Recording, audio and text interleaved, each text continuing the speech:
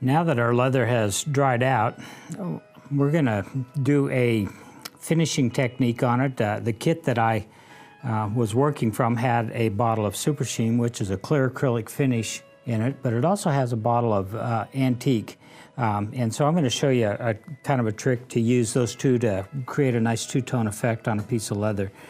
I'm going to start out by using the Super Sheen and a paintbrush, and I'm going to very carefully paint the Super Sheen just over the floral pattern that I tooled onto the leather. I want to have a resisting coat on here, and then we'll use the antique over it. With any kind of a project that you've put a bunch of time and effort into carving, you're going to want to put some kind of a protective finish over it to preserve it. In the leather industry, we today use acrylic-based products for the most part. Super Sheen and Satin Sheen and Tanco. There's several names of products that are out there, but all of them are basically acrylic finishes for leather. They dry, they're flexible, they are clear, and they do the job of preserving the leather. They are water resistant. They are not waterproof, but they are water resistant, and they do help to prolong the life of a piece of leather. And so this is something that you should do. Whether you put color on it or not, now that changes things quite a bit. They do need some kind of protective finish, but if we wanted to put color on it, a lot of times we have to put that on first before we put the protective finish over it. So there's times we would do that, but with what comes in here, there's a really neat two-tone effect. We call it a resist technique. A lot of the folks that do a style of leatherwork called Sheridan style carving, they like to use antique and a finish to do a similar kind of an effect. You can see that the Super Sheen here is soaking into the leather a little bit, and that's one of the things I like about this finish is it does bond well with the leather. Never have to worry about the finish cracking. I suppose you could build it up enough to where that'd be an issue, but I don't know how much that would take. It really is a nice finish. It dries clear. It has a bit of a gloss to it, and that's what makes it different than the Satin Sheen. The Satin Sheen dries with more of a satiny type of a finish, so it works pretty well. So we'll get a good coat over this. I'm not trying to be, conservative with this. I want to make sure there's a good liberal coat, but I want to also make sure that it's just on the floral part here. I try my best not to get out of the lines. I think you'll like this technique.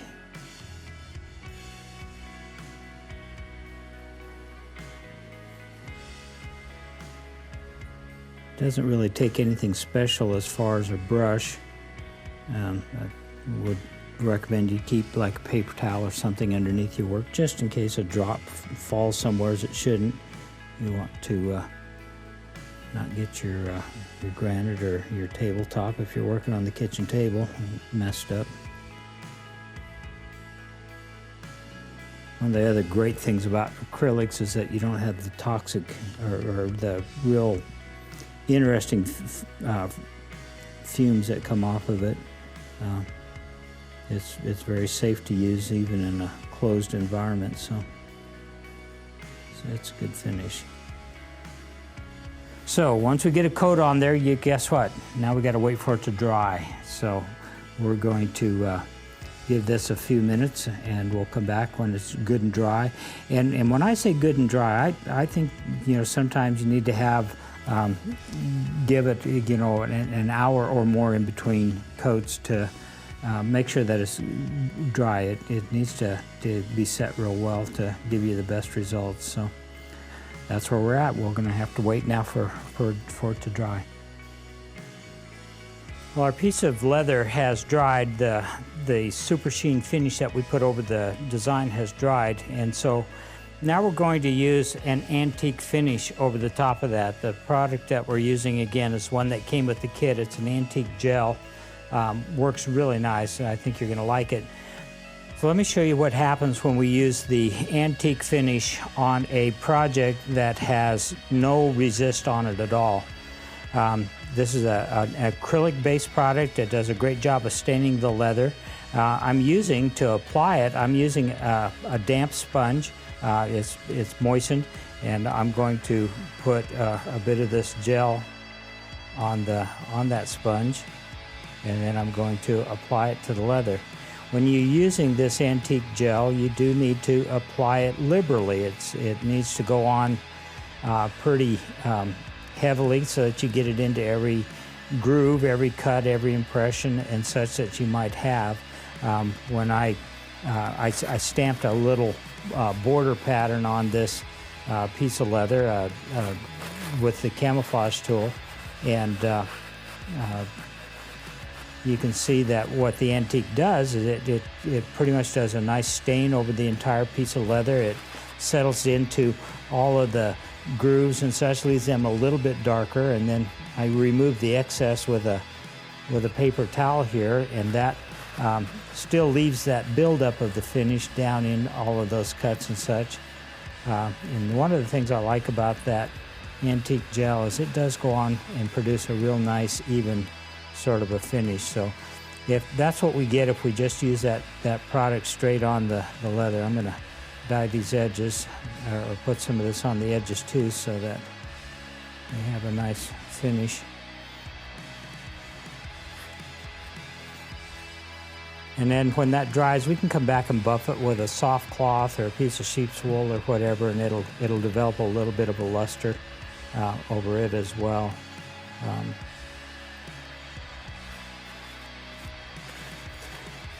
So that's what antique gel, just straight out of the bottle onto your dry leather, that's what it's going to look like. It's going to give you a nice uniform color like that, and it's going to deepen the impressions a little bit.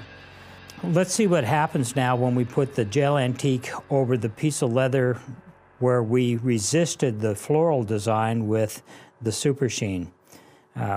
We'll again apply it the same way. We'll put a bit of this onto a dampened sponge. We will apply it onto the piece of leather pretty liberally here. And we'll make sure that it gets down into every cut, every impression, every mark that we made into the leather. And make sure we got good coverage there.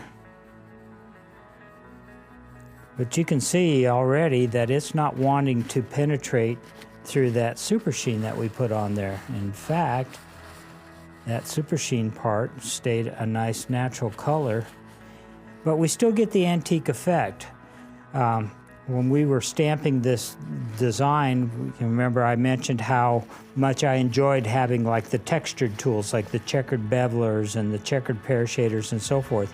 And this is why I like those, is because that finish or the antique will settle into all those cuts and impressions, giving you a really nice contrast in color. It went into the cuts, it went into the veinner impressions and all of that, so that we've got a really nice bold contrast. So using those same products, we get a really nice two-tone effect out of our projects. So we will get the edges here on this one as well.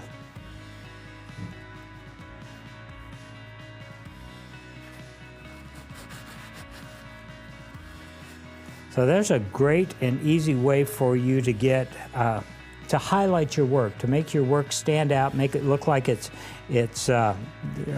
really standing out on that piece of leather. It adds to the 3-dimension and really gives you a lot of depth. We have one more piece here we'll go ahead and put some finish on as well. There's a strap that holds this onto your bag, so we'll make sure that that's all the same color as well. So, but that's how the antique finish gets used. A very easy product to use. And this one here, we'll make sure we get the back of it as well.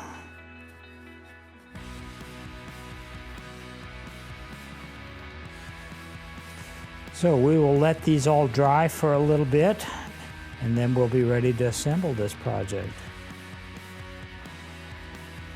Well, now that our project and our finish has dried, it's time for us to put this together.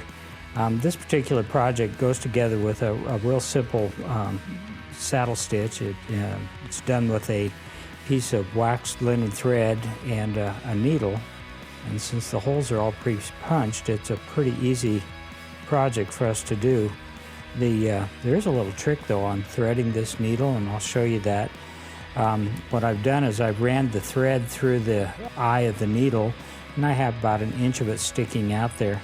And then I take the other end of the needle, the pointed end, and I'll actually pierce the thread with that end of the needle. And then I will slide this pierced area up to the end and slide it over the end, so you kind of have a half hitch, a stitch right there. And it doesn't add any bulk. It allows it to go in and out of the holes just fine, and it doesn't create any kind of a bump. And since it's waxed thread, it stays pretty well taut. So we're ready to begin putting this together.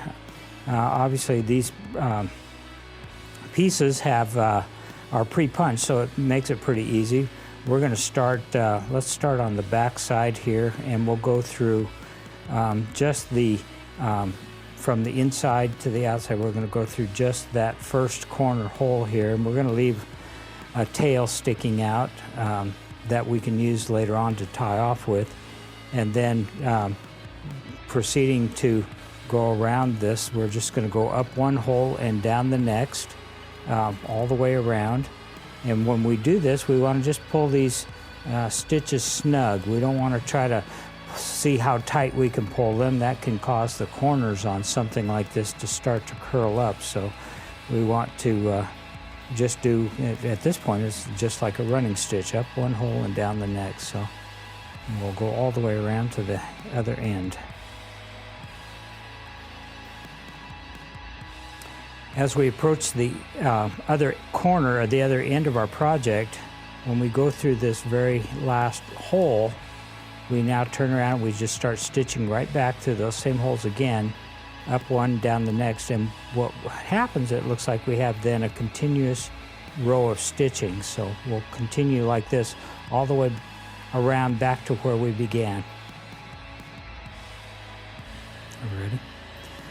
As we approach the end of our project, we're almost back to where we began. We'll pull this stitch down, and we get to this very last hole.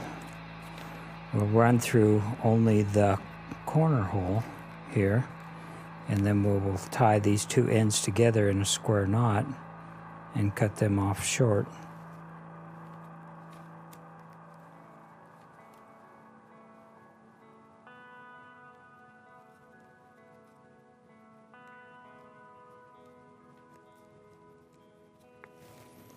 I'll just use some scissors here and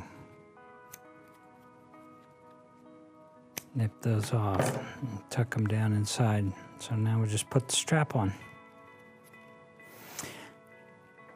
Well, our piece is all sewn up, and we just need to put a strap on it.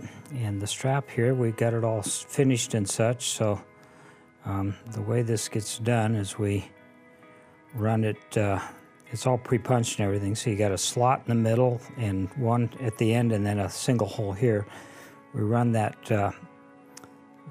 the buckle tongue up through that middle slot, and then we'll go ahead and attach that strap to our bag tag and run this back up over, and this other slot we'll put over that same tongue. So now it's secured to the tag. And then whenever we decide what bag we're going to put it on, we'll run that through the handle on the bag and on this end up through, and run the tongue through that hole, and we'll have our tag ready to go with us wherever we go. So, well, I hope you've enjoyed that little project. This has been kind of an introduction to leatherworking. These tools that we did all of this with do represent the basics of leatherworking.